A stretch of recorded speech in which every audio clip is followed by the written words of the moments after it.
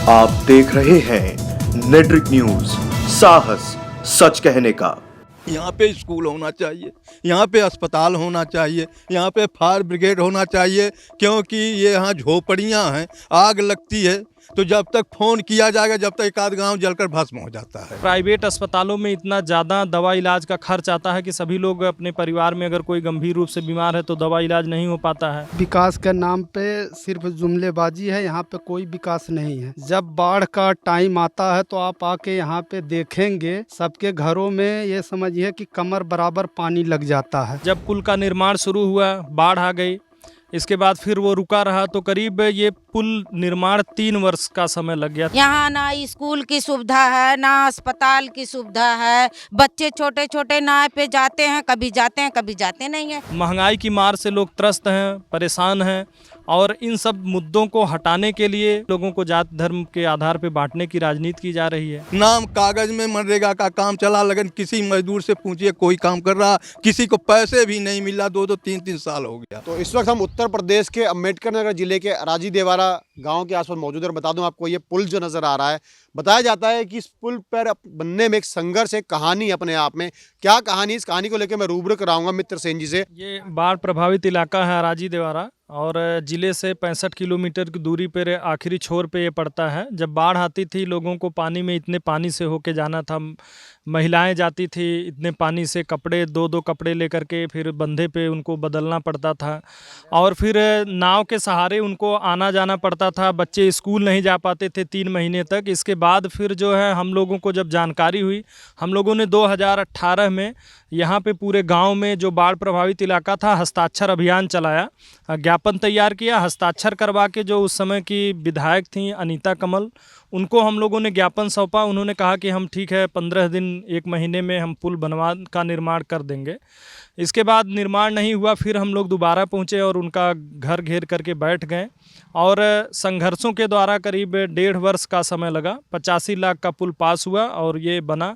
अब ग्रामीणों को आने जाने में सहूलियत होती है। जब पुल का निर्माण शुरू हुआ, बाढ़ आ गई, इसके बाद फिर वो रुका रहा तो करीब ये पुल निर्माण 3 वर्ष का समय लग गया। 3 वर्ष से ज़्यादा के समय के बाद ये निर्मित हो सका। पुल यही एक मात्र रास्ता ही है और कोई रास्ता नहीं है जाने के लिए ग्रामीणों को, कि जिससे कि लोग इधर उधर से आ जा सके। यही एक रास्ता था और आज़ादी के इतने दिनों बाद जब चुनाव आता था, नेता आते थे, चाहे वो सांसदी का चुनाव हो चाहे विधायकी का, वादा करते थे कि हम पुल का निर्माण कर देंगे, लेकिन चुनाव जीतने के बाद किसी का पता नहीं रहता था।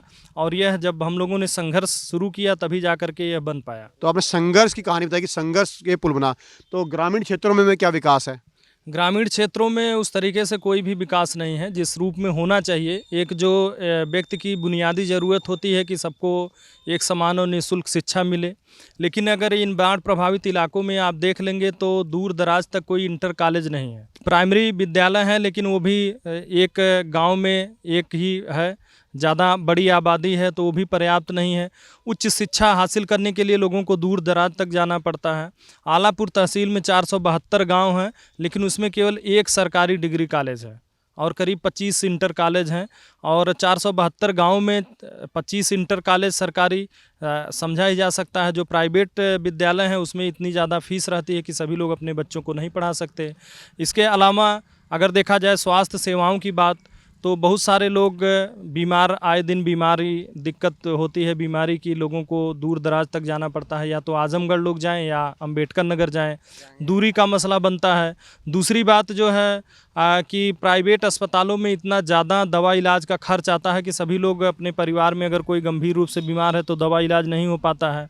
कई ऐसे लोग हैं जो गंभीर रूप से बीमार हैं लेकिन उनका दवा इलाज नहीं हो पा रहा है और कई लोगों का हम लोगों ने खुद चंदा जुटा करके इलाके में लोगों की मदद की और उनका दवा इलाज संभव हो सका है। महंगाई की मार से लोग त्रस्त हैं, परेशान हैं और इन सब मुद्दों को हटाने के लिए ये सब मुद्दे जो है न जनता के बीच में जाएं, इसलिए लोगों को जात धर्म के आधार पर बांटने की राजनीति की जा रही है। देखिए यहाँ पे कोई विकास नहीं हुआ है, ये तो कागज के भी विकास लोग कर रहे हैं। कागज में विकास हो रहा, विकास हो रहा, विकास हो रहा है, करते हैं। यहाँ देहात में कोई विकास नहीं है। यहाँ पे स्कूल होना चाहिए, यहाँ पे अस्पताल होना चाहिए, यहाँ पे फायर ब्रिगेड होना चाहिए, क्योंकि ये यहाँ झोपड़ियाँ हैं, आग लगती है तो जब तक फ़ोन किया जाएगा जब तक एक आध गाँव जलकर भस्म हो जाता है। नज़दीकी अगर रहता तो वहाँ से फायर ब्रिगेड मतलब दमकल आती है, तरसीना आग बुझा देती, लोगों का बचाव हो जाता। लेकिन यहाँ पे कोई सुविधा नहीं है। सब एक ही बात कहा जाता है कि विकास हो रहा है। यहाँ पे महंगाई की मार सबको ही परेशान कर रही, रोजी रोजगार है नहीं, बच्चे लोग परेशान हैं, कोई रोजगार यहाँ पे नहीं है। मनरेगा है, मनरेगा में भी काम नहीं हो रहा। लोग मनरेगा की मजदूरी में लोग काम करते, कुछ इन लोगों को सहारा बनता, वो भी नहीं चल रहा है। नाम कागज़ में मनरेगा का काम चला, लेकिन किसी मजदूर से पूछिए कोई काम कर रहा, किसी को पैसे भी नहीं मिल रहा। 2-2 3-3 साल हो गया। ये बताइए, एक तरफ तो विकास की बात हो रही है पूरे देश में, पूरे उत्तर प्रदेश की बात कर लेते हैं, क्या ग्रामीण क्षेत्रों में क्या विकास हो रहा है? यहाँ पे विकास के नाम पे सिर्फ जुमलेबाजी है। यहाँ पे कोई विकास नहीं है। जब बाढ़ का टाइम आता है तो आप आके यहाँ पे देखेंगे सबके घरों में ये समझिए कि कमर बराबर पानी लग जाता है। यहाँ के विधायक चाहे त्रिभुवन दत्त हों, चाहे इस क्षेत्र के सांसद प्रवीण कुमार हों, कोई नेता कोई विधायक एक बार झांकने के लिए नहीं आता है। जब वोट का टाइम आता है तो सारे लोग आ जाते हैं। हम लोग मर रहे हैं या जी रहे हैं उससे उन लोगों को कोई मतलब नहीं। सिर्फ वोट के टाइम पे वोट लेने के लिए आते हैं, लेते हैं, चले जाते हैं। ये नहीं देखते हमारे पास छप्पर है कि नहीं है, हम कैसे रह रहे हैं कैसे नहीं रह रहे हैं, उनसे इस चीज़ से कोई मतलब नहीं है। अभी हमारे गाँव के बगल में माझा कमरिया है, यहाँ पे बहुत भीषण आग लगा हुआ था, लेकिन उस जगह पे उस चीज़ को देखने के लिए ना यहाँ के विधायक, ना यहाँ के सांसद, ना कोई नेता, कोई बड़े अधिकारी, कोई नहीं यहाँ पे आया। वो हमारे मित्रसेन भाई वहाँ पे तिरपाल दिए, उसके बाद कपड़े का व्यवस्था किए, खाने की व्यवस्था किए, 2-3-4 दिन वहाँ पे लंगर चलाएँ, सारे लोगों को खिलाएँ पिलाएँ, सारे लोग बहुत खुश हुए। तो हम लोग मित्रसेन भाई के साथ हैं। कुछ नहीं विकास हुआ है। बाढ़ आ जाती है और रोजगार भी नहीं मिल रहा किसी को। हम लोग बीएड पढ़ चुके हैं, फिर भी कोई रोजगार नहीं मिला है आज तक किसी को। इस गांव में बहुत लड़के हैं जो पढ़ के घर पर बैठे हैं, तैयारियां कर रहे हैं, फिर भी नहीं रोजगार मिल रहा। और गांव के विकास की बात करें तो कुछ नहीं हुआ है। रोडें वगैरह, पक्की गलियां, नालियां वगैरह, सड़कें वगैरह कुछ नहीं, केवल वो पानी वाला टोंटी लगाए हैं और कुछ नहीं। वो भी पानी नहीं रहा। वो कह रहे थे कि 2 महीने बाद पानी आ जाएगा दिसंबर तक, अभी तक नहीं आया पानी। वहाँ पे टोंटी भी नहीं लगाए हैं।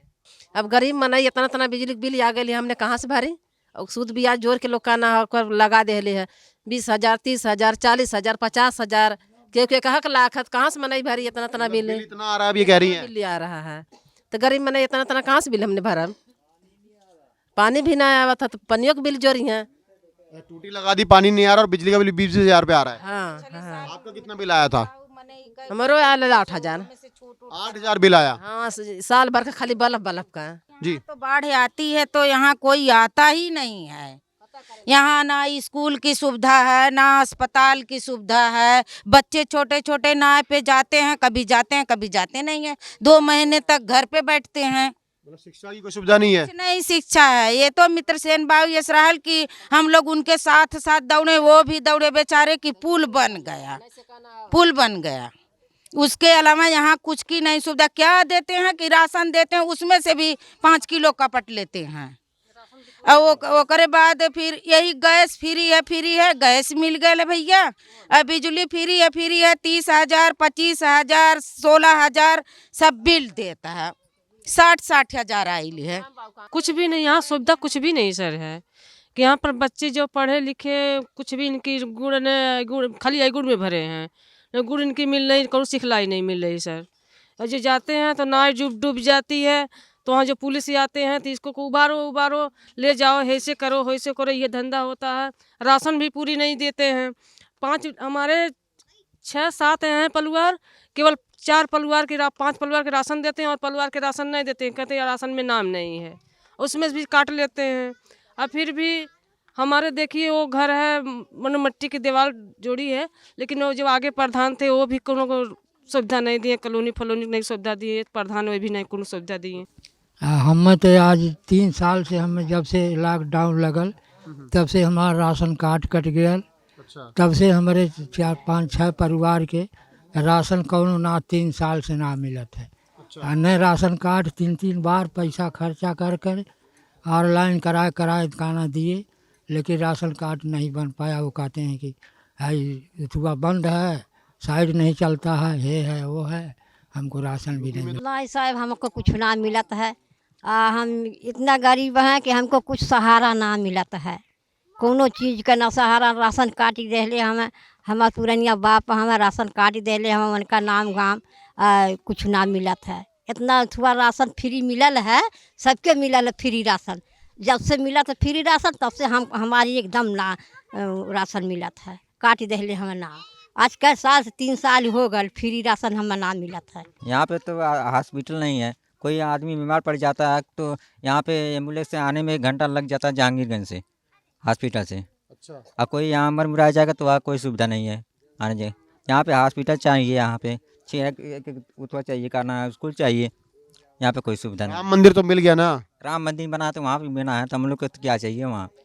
हम लोग को घर द्वार को कॉलोनी नहीं मिला है, यहाँ कॉलोनी कोई एक पाया है, कोई नहीं पाया है।